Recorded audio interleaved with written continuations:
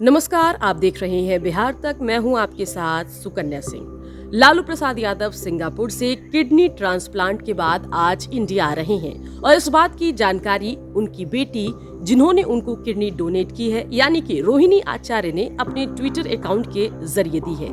रोहिणी आचार्य ने ट्वीट कर लालू यादव के स्वस्थ होकर इंडिया लौटने की जानकारी दी है।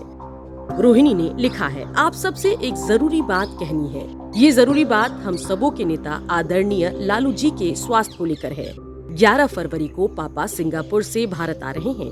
मैं एक बेटी के तौर पर अपना फर्ज अदा कर रही हूँ।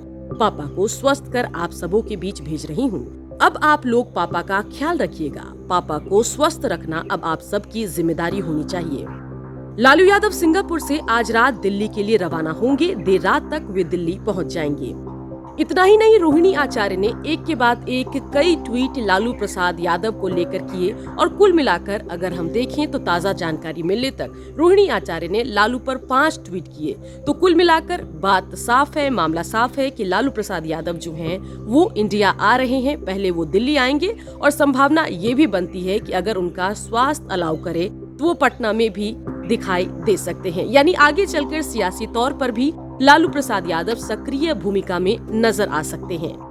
बता दें कि बिहार में सियासत इन दिनों गर्म है। बिहार में सत्ता परिवर्तन हो चुका है।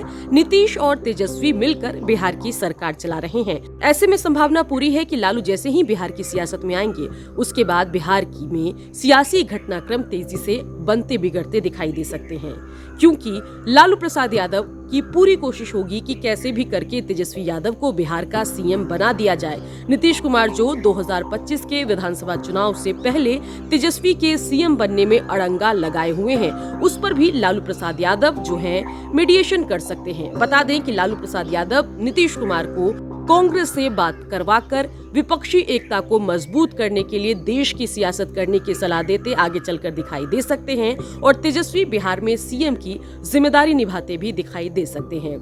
लालू प्रसाद यादव जाने माने राजनेता हैं और उनकी राजनीतिक समझ और पकड़ का दावा उनके दोस्त और विरोधी दोनों मानते हैं। ऐसी परिस्थिति में अब जब लालू धीरे धीरे सियासत में सक्रिय होंगे तो 2024 के लोकसभा चुनाव में उनकी कवायद होगी प्रधानमंत्री नरेंद्र मोदी और भारतीय जनता पार्टी को नाको चने चबवाने की और कोशिश ये करने की कि बिहार में महागठबंधन बीजेपी को कड़ी चुनौती दे। इसके अलावा आगे चलकर 2025 के विधानसभा चुनाव में भी लालू फैक्टर के सक्रिय रहने का सीधा फायदा महागठबंधन को होता नजर आ सकता है। तो इसी तरीके से बिहार की खबरों पर नजरें हमारी टिकी है। आप देखते रहिए, बने रहिए बिहार तक के साथ।